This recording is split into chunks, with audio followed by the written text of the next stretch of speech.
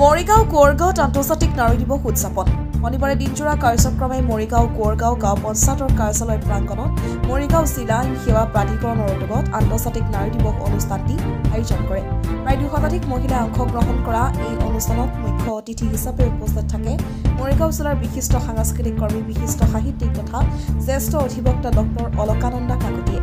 সমাজ সংগঠক হিমাদ্ৰী দেৱী আধৰা এই অনুষ্ঠানত অংশগ্ৰহণ কৰি ভাষণ প্ৰসংগত ডক্টৰ অলকানন্দা কাকতিয়ে কৈছে, নাৰী দিৱস আন্তঃৰাষ্ট্ৰীয়ভাৱে 8 মাৰ্চত উদযাপন কৰা হয়। এই দিনটো প্ৰতি বছৰে মহিলা অধিকাৰ আৰু সমাজত মহিলা সম্বন্ধে সচেতনতা বৃদ্ধি কৰিবলৈ উদযাপন কৰা হয়।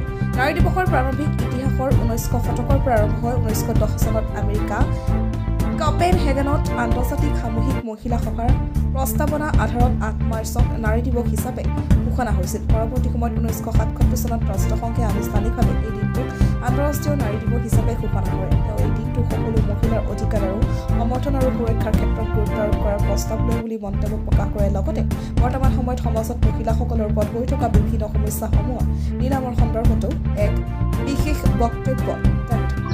মৰিগাঁও জিলাৰ প্ৰতিগৰাকী নাৰীৰ লগতে বিশ্বৰ সকলো নাৰীলৈকে আজি আন্তৰ্জাতিক নাৰী দিৱস উপলক্ষে শুভেচ্ছা জ্ঞাপন কৰিলোঁ আৰু সকলো নাৰীয়ে আগবাঢ়ি যাওক, নিৰাপত্তা আৰু সুৰক্ষিত হওক আৰু আৰ্থিকভাৱে সকলো নাৰীয়ে সবল হওক আৰু পুৰুষৰ সমানে সকলো ক্ষেত্ৰতে ৰাজনৈতিক হওক, সাংস্কৃতিক হওক, সামাজিক হওক, অৰ্থনৈতিক হওক, সকলো দিশতে অগ্ৰসৰ হওক শক্তিশালীভাৱে।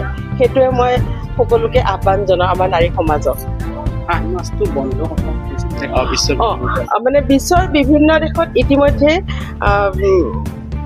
8 মাৰ্চ দিৱসটো বন্ধ ঘোষণা কৰিছে। সেই দেশসমূহ কেইখনমান দেশৰ নাম মই ক'ব বিচাৰিছোঁ।